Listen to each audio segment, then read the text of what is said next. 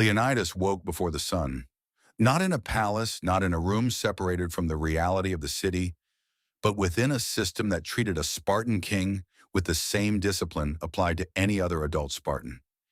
He ate in the communal syssitio with the other warriors, contributing his monthly share of barley, olive oil, and wine like any citizen. The difference between the king and the soldier at the evening meal wasn't on the plate. It was in the weight of the decisions he carried while eating the same black broth as every other man around him. This is the part of Leonidas, the first story that almost no popular content explores in depth, what it was really like to be king in Sparta.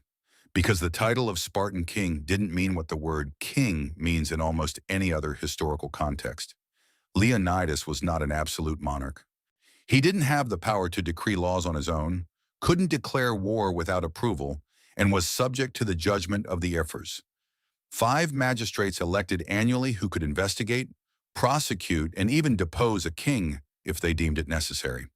The king of Sparta was the most respected warrior in the city, but real political power had concrete limits that most people never stop to consider. This video is going to dive into Leonidas's real daily life, the years before Thermopylae, the power structure he navigated every single day, his relationship with his wife Gorgo that ancient sources describe as completely different from what you'd expect, and the 2 details about the selection of the 300 that reveal more about Leonidas's character than any statue or speech. Before we start, a question almost no one asks about Leonidas. If you had to choose which aspect of his daily life you'd most want to understand, what would it be?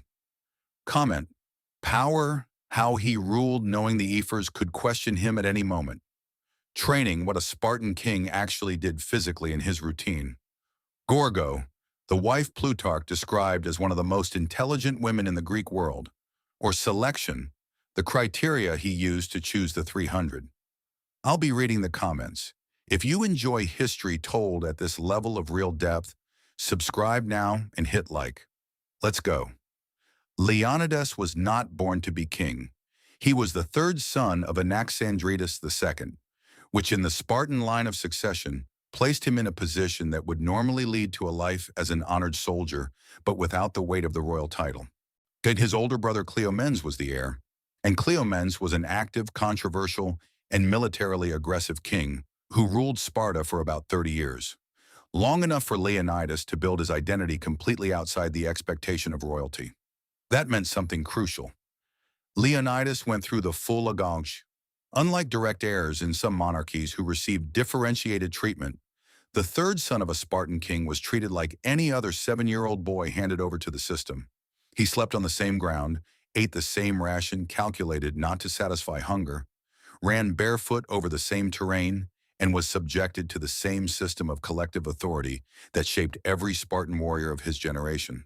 When Leonidas became king, he wasn't a man who had ruled from above, but he was a man who had spent decades being shaped by the very system he would later lead. His rise to the throne was turbulent.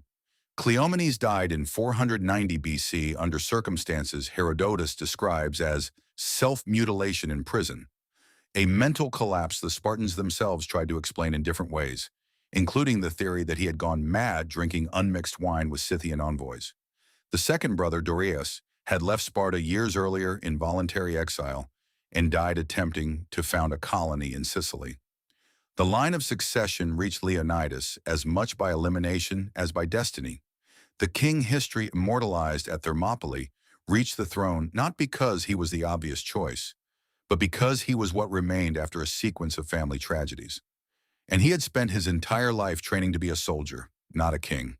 And that may be exactly why he became a different kind of king than anything Sparta had produced before. The Spartan system of government was one of the most sophisticated political constructions of the ancient Greek world, and one of the most misunderstood in popular imagination. There were always 2 kings simultaneously, from 2 different royal families, the Agiads and the Eurypontids. Leonidas belonged to the Agiad line. His co-king was Leotychidas II.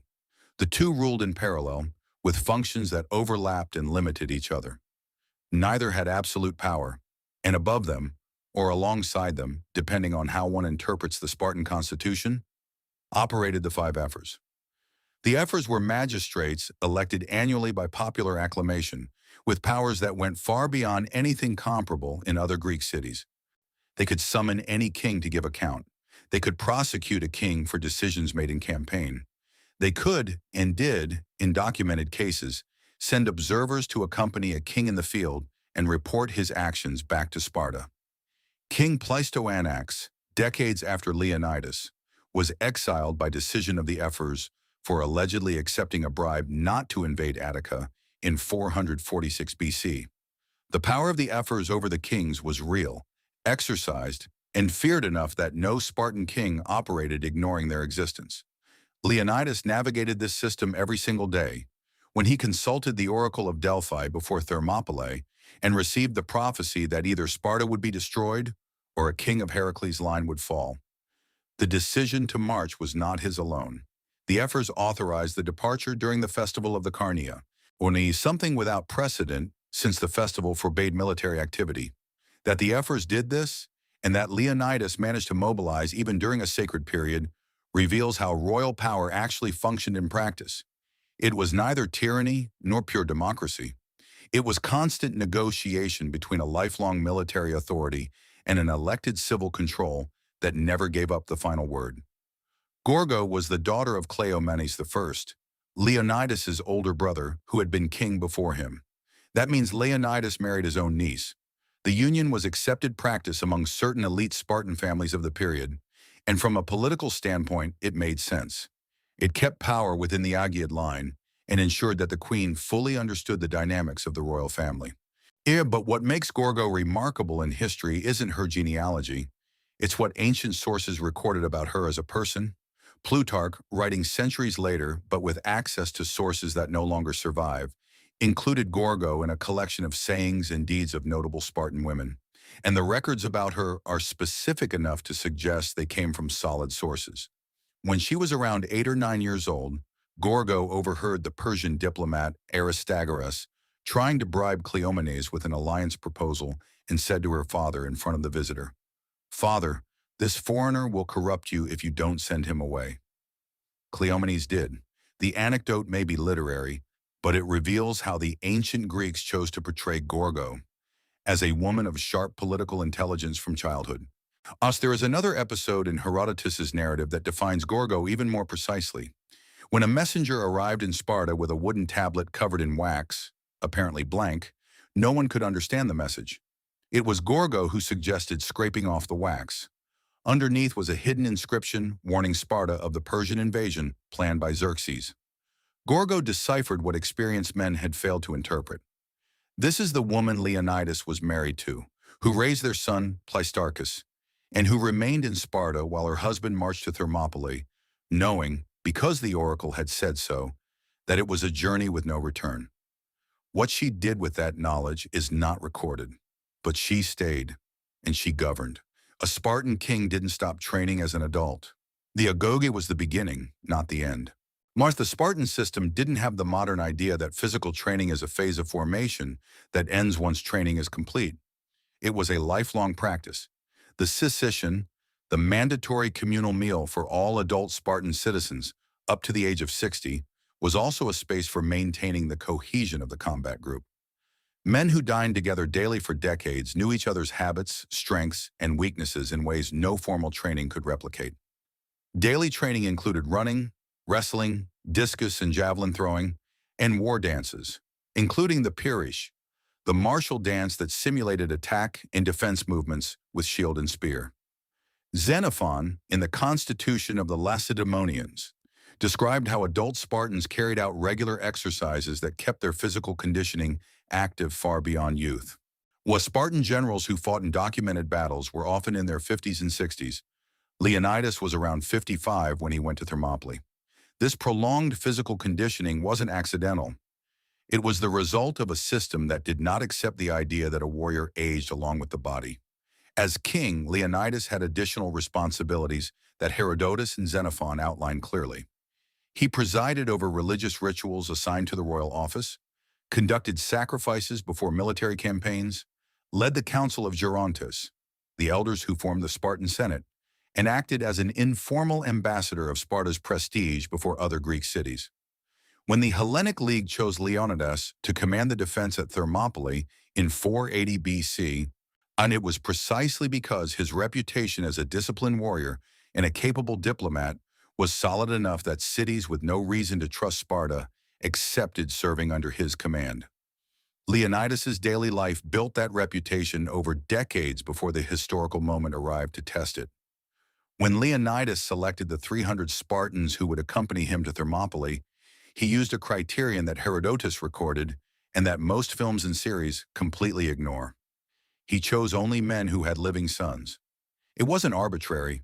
It was a deliberate and deeply revealing decision about what Leonidas knew, or suspected, about what that mission meant.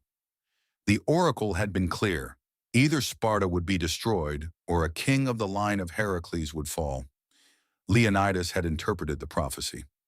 And he chose the 300 in a way that minimized the impact of loss on families and on the continuity of Sparta. A man with sons left an heir. A man without sons who died at Thermopylae left only an extinguished lineage. Leonidas wasn't building the maximum combat force. He was building a force whose loss Sparta could absorb without compromising its next generation. It was cold calculation wrapped in real courage. The 300 who marched with him knew what Leonidas knew.